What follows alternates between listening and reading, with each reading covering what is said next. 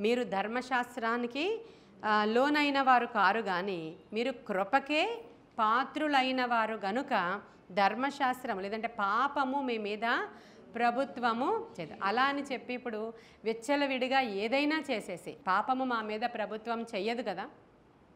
కాబట్టి మేము పాపము క్రింద లేము అనుకునేటువంటి ప్రమాదం కూడా ఉంది ఈ యొక్క కృప గురించినటువంటి బోధ మనం వింటూ ఉన్నప్పుడు. అయితే మనము ఇక్కడ తప్పు చేసినటువంటి ఆ స్త్రీ దగ్గర మనం చూస్తే ఆమె ఎప్పుడైతే యేసుక్రీస్తు ప్రభువారిని దర్శించుకుందో, ఆయన ఎప్పుడైతే ఆమెను క్షమించి వెళ్ళిపోమని చెప్పాడో, ఈ క్షమాపణ ఏం చేస్తుందంటే ఒక విడుదలను ఇస్తుంది. హల్లెలూయా. క్షమించేటువంటి గుణం ఏం చేస్తుందంటే ఒక విడుదలను కలగజేస్తుంది. అప్పుడు ఆమెలో ఆ విడుదల పొందుకున్న ఆమె తిరిగి మరలా పాపము చేయడానికి వీలు పడదు ఖచ్చితంగా. ఎందుకంటే ఆమె ఇప్పుడు కృపకి పాత్రురాలు గనుక ఒక్క మాట ఆయనతో మాట్లాడి వెళ్ళిన తర్వాత ఆమె తిరిగి ఆ పాపం చేసినట్లుగా లేఖనంలో ఏమీ మనము చూడము. పొట్టి జక్కయ్యను చూస్తాం మనం.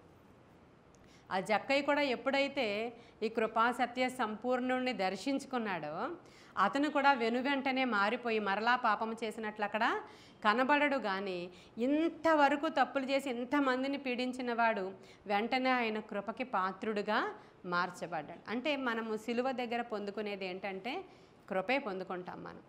ఆయన కృపకి మనము పాత్రులం అవుతాం అన్నమాట. అప్పుడు మనకి చేసిన ప్రతి పాపానికి సంబంధించిన క్షమాపణ అనేది దొరుకుతుంది.